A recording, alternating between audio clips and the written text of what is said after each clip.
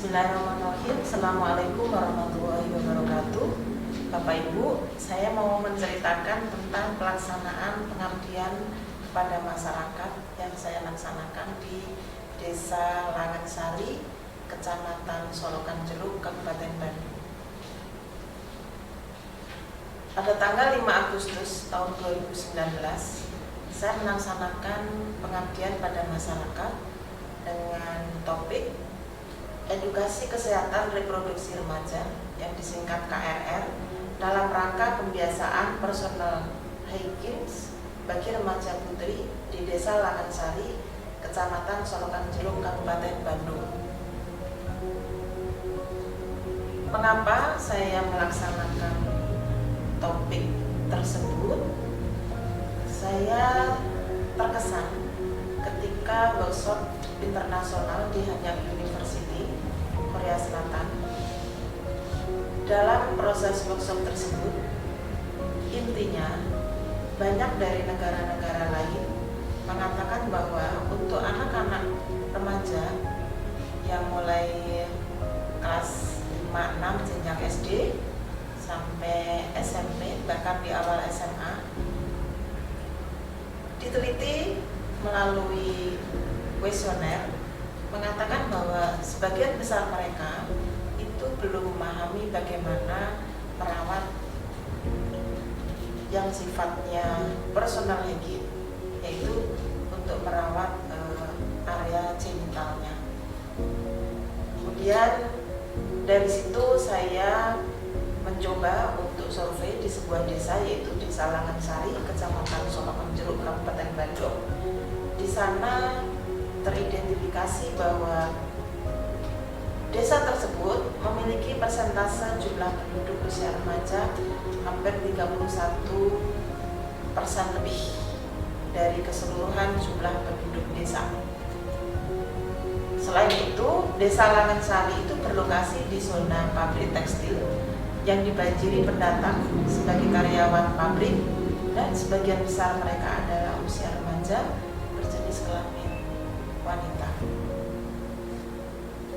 Latar belakang yang lain, ketika saya survei ke sana, mewawancarai bidan desa, dan informasi yang saya dapatkan belum pernah dilaksanakan di desa tersebut tentang edukasi kesehatan remaja, apalagi khususnya tentang personal hygiene remaja putri. Saya teringat dan terbersit membaca hasil penelitian yang menunjukkan bahwa remaja putri sering salah dalam membersihkan area genitalnya. Ini penelitian Wijayanti tahun 2014. Alat reproduksi bagi remaja putri pada dasarnya merupakan salah satu organ tubuh yang sensitif dan memerlukan perawatan khusus. Memang sama, laki maupun perempuan itu punya kewajiban untuk merawat area genitalnya, tetapi remaja putri itu lebih sensitif mengingat letak dari alat reproduksi tersebut atau area genital tersebut itu berdekatan dengan anus. Kemudian hasil penelitian Ratna di tahun 2010 itu ditemukan pengetahuan dan perawatan yang baik merupakan faktor penentu dalam memelihara kesehatan reproduksi. Dan alat reproduksi bagi remaja putri merupakan salah satu organ tubuh yang sensitif serta memerlukan perawatan khusus.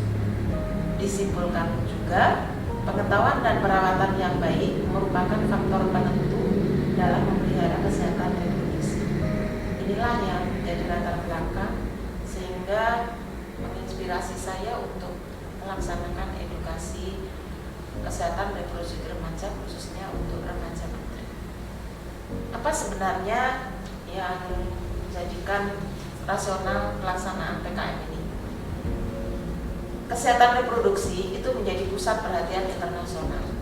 Data menunjukkan bahwa remaja putri berusia 10-14 tahun mempunyai permasalahan terhadap reproduksinya. Apa permasalahannya? Infeksi saluran reproduksi. Dan tertinggi di dunia adalah pada usia remaja, mencapai 35-42 2%. Pembiasaan menjaga kebersihan area genital remaja tidak dipelajari di sekolah dan memang dalam kurikulum tidak tercantum. Pendidikan dari ibu juga amat sangat jarang diberikan. Mengapa? Masyarakat kita itu punya kesan tabu ketika membicarakan masalah hal-hal yang berkaitan dengan alat reproduksi secara terbuka, sehingga remaja menjadi tidak tahu bagaimana merawat organ genital dan bagaimana membiasakan diri untuk menjaga kesehatan diri atau personal hygiene. Nah, edukasi yang saya tempuh dengan beberapa anggota tim bertujuan untuk membekali remaja putri dalam perawatan organ genitalnya, selain remaja putri sebagai pelaku itu menjadi sasaran, dan juga ibu-ibunya yang secara langsung dekat dengan anak-anak perempuannya, sehingga sasaran kami adalah remaja putri dilengkapi dengan ibu-ibu yang tentunya diharapkan bisa mengubah kebiasaannya untuk lebih dekat dengan putri-putrinya ketika menginjak remaja.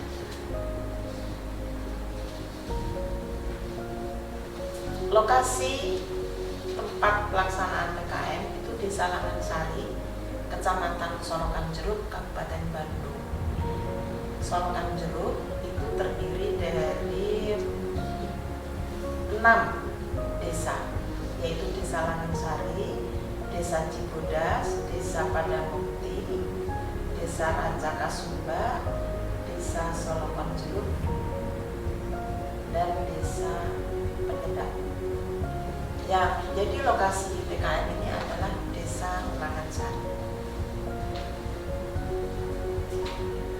Rapat persiapan kami laksanakan pada tanggal 23 Juli 2019 setelah saya melaksanakan survei di pertengahan bulan Juli tahun 2019. Rapat persiapan sekaligus berkoordinasi dengan bidan desa, kemudian pengurus Pokja PKK Desa Langansari, dan juga pengurus dari Karang Taruna Desa Langansari. Keputusan rapat, pelaksanaan kegiatan diputuskan tanggal 5 Agustus 2019 karena informasi dari pengurus Pokja PKK mempertimbangkan melihat jadwal kekosongan ruang rapat di kantor Desa Langansari. Yang kedua, diputuskan peserta yang akan diundang itu Pokja PKK, perwakilan dari tiap RT RW, pengurus Karang Taruna khusus putri.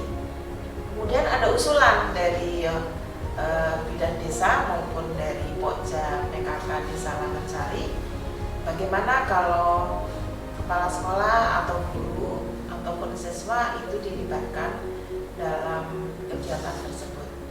Akhirnya diputuskan karena tidak mungkin peserta itu lebih dari 50 peserta, mengingat ruangan dan juga efektivitas penyelenggaraan edukasi, sehingga waktu itu selain Pokja PKK perwakilan tiap RT dan RW, juga pengurus Karang Taruna khusus putri Desa Langansari, ditambah kepala SD dan 1 orang guru pembina UKS di SD dihadirkan. Di Desa Langansari itu terdapat 3 SD yang berdekatan dengan lokasi kegiatan. Kemudian di dekat desa pun itu ada SMP. Untuk SMP dan SMA kita putuskan yang kita undang adalah pengurus organisasi siswa intrasekolah atau OSIS. Kita ambil pengurusnya yang putri karena memang benar-benar ini adalah khusus untuk putri. Kemudian dari keputusan tersebut akhirnya mengingat tempat dan sebagainya termasuk efektivitas kegiatan, diputuskan peserta sejumlah 50 orang. Ini ada foto rapat persiapan tanggal 23 Juli 2019. Pelaksanaan PKM dilaksanakan tanggal 5 Agustus 2019 bertempat di Aula Kantor Desa Langansari dimulai pukul 8.30 sampai pukul 12.00 WIB. Peserta alhamdulillah sesuai dengan undangan kami sebanyak 50 orang peserta sama semuanya hadir. Luar biasa dan ini sangat terkesan bagi kami karena jarang sekali undangan hadir itu sesuai dengan apa yang tertulis dalam undangan kita. Tapi kali ini benar-benar 50 orang hadir semua.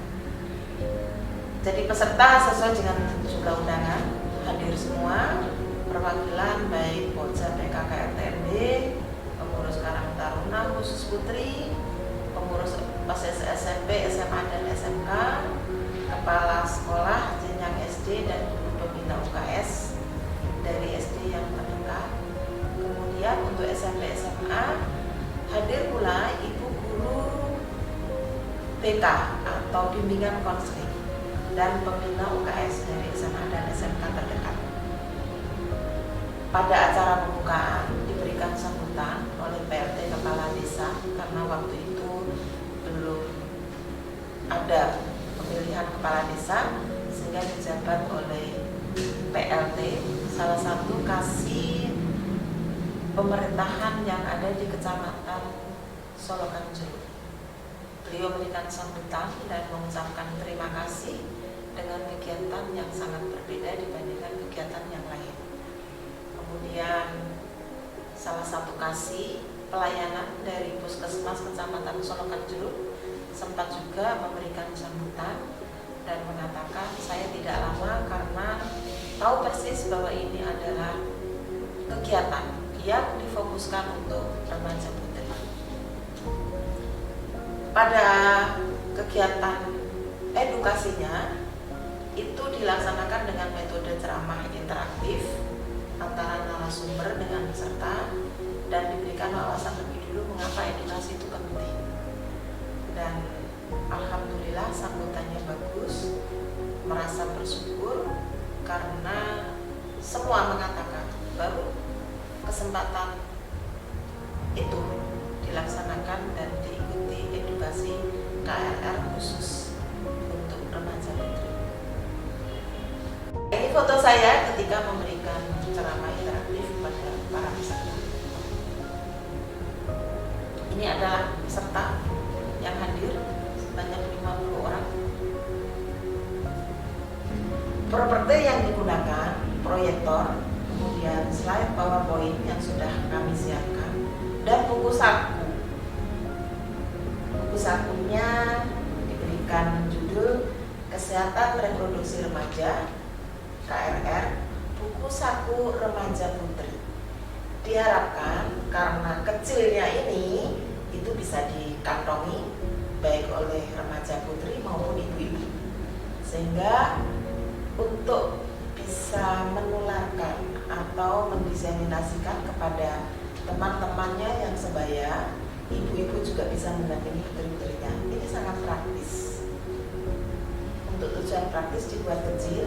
Selain itu, melalui buku ini diharapkan terbentuk kader KRR remaja putri yang menyebarluaskan tentang bagaimana perawatan personal hygiene sehingga terjadi efek bola salju yang bergulir meluas.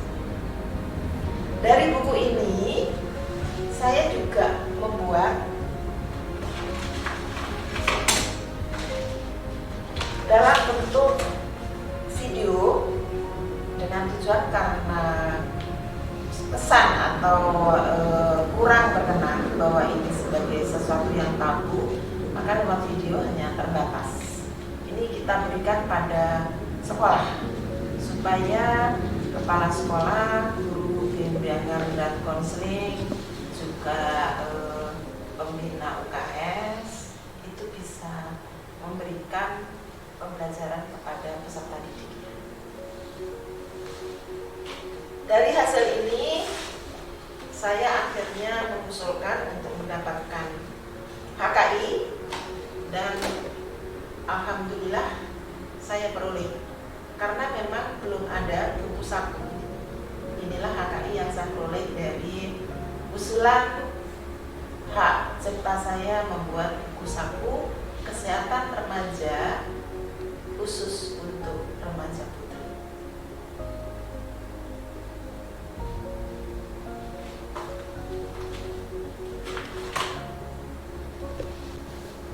Itulah pengalaman saya yang sangat berkesan ketika melaksanakan pengabdian kepada masyarakat.